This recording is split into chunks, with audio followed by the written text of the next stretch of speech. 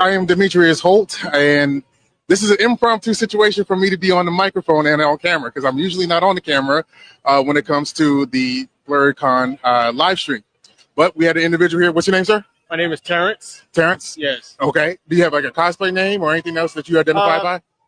I'm just a regular cosplayer. I've been doing this since the 1970s, which was considered the dark days of cosplay. Well, see things. Okay, so the reason why that we're doing this impromptu interview is because Terrence came to the Blerd Station area and was like, I was trying to do like an interview just to get out there that, you know, there are cosplayers who are over 50 years old that exist, and I just want to talk about that. And as a cosplayer who started in his mid 30s and now I'm in my 40s, I get it.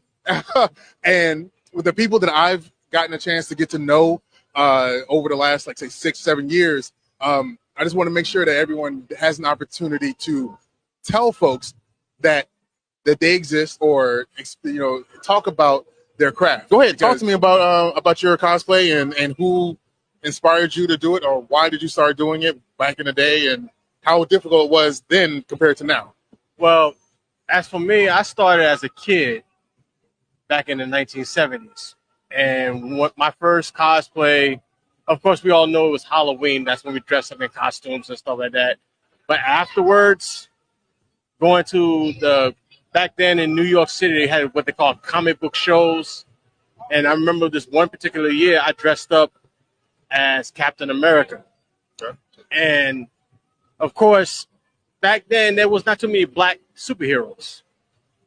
And we're going to this comic book show dressed up as Captain America. Of course, a lot of people were criticizing, saying you can't be Captain America because he's white, you're black. But this particular one was very interesting because it made me feel bad. But there was somebody in the background who said he could be anyone he wants to be. In fact, there was a black Captain America in my comic. And I didn't know who he was. I was a kid. But I recognized the voice. And I turned around. The voice was Stan Lee. And ever since then, he always inspired me to be any character I want. And after that, everything went off. Right. I started doing different cosplays. I became Captain America. I became a Spider-Man. Even a Star Trek captain. Cisco. Or before Cisco. Before Cisco, it was, I came up with Kirk. Okay. Kirk was in another dimension or something. Okay. But ever since then, it's been, you know, it's been easy. It's been rough for me. And I know there's a lot of cosplayers that's over 50 that have been doing it during the 70s. They know it's the dark days because we was very limited. But now, as you can see, look at it. We got cosplayers all over in different shades and forms and everything else. And when you have conventions like this, like BlerdCon, it opens up a lot of possibilities. We didn't really have superhero movies that were geared for black folks, except for Meteor Man and Blank Man, right? Yeah. So when I would like remember how conversations between kids who were looking at movie posters, they're talking about, oh, that's me right there, or that's me right there. They were looking at posters of like New Jack City, you know what I mean? And they could clearly identify with the characters that they were seeing on the screen because that's what they saw going down the street. Yeah, you know.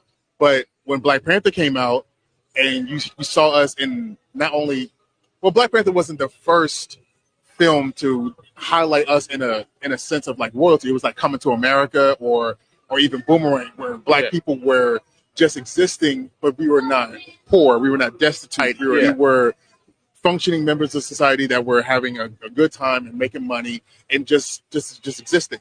But when it came to Black Panther, they were really focusing on the royalty and the majestic, you know, the majesty of being black, especially being black in Africa. So seeing kids point to that poster and say, like, that's me right there. They see Koya, or, you know, saying they see T'Challa and identify with that. That's what kind of struck me. And now that I got this 5-year-old, you know, I try my best to have every every depiction of a black hero around him, Yeah. it's kind of backfired a little bit because now he's asking me, "Is that you?" I'm like, "No, that one's not me, but I'm that one." You know. So it's good that we have this because I didn't have it, you didn't have it, Nah. you know, and we had to create the world that we wanted to live in, and that's what we did. And there is a lot of intellectual property out there that has us at the focus of the story. I'm not sure if it's gotten across to people about what we're doing at Blerd Station, but are you familiar with Crunchyroll? Are you familiar with Crunchyroll? Yeah. Like, we're essentially, if you were talking about a direct comparison, a black Crunchyroll. You got your black anime, you got your black speculative fiction. Yeah. You know, you have your people of color at the forefront of these stories being told where we don't have to fit our narrative so that middle America can get it. Yeah. That's not what we're here for. You know, there are certain things, or certain like dialogues or even like idiosyncrasies that we would catch immediately that they wouldn't, or they wouldn't even understand, you know, because they're not like us. That's and true. If we focus on that in a way that in not only enlightens but enhances everyone's perception of us, then we might be able to move differently as a culture, might be able to move differently as a society, and we won't be so bogged down by all of the insecurities put upon us by them. That's true. Them. Yep. So that's kind of the essence of what we're doing with this, you know. And then we have it at the forefront of our minds that everyone that looks like us should be paid for the worth of their talent. You know, I'm kind of tired of seeing Taraji Henson crying on the couch, or Viola Davis being told that she's the white, she's a black Meryl Streep, but she don't get paid that much money. That's true. You know what I mean? Yeah, that's true. So we're doing everything in our power at Blerd Station to remind people that not only are we amazing as a people, but our stories matter. Yeah. You know, matter to the point where we can inspire more people to create more for us. You know? And you grew up where? PG County, Maryland. PG County. Yeah. And see, I grew up in the Bronx. Okay. And our stories are not being told, they're being lost.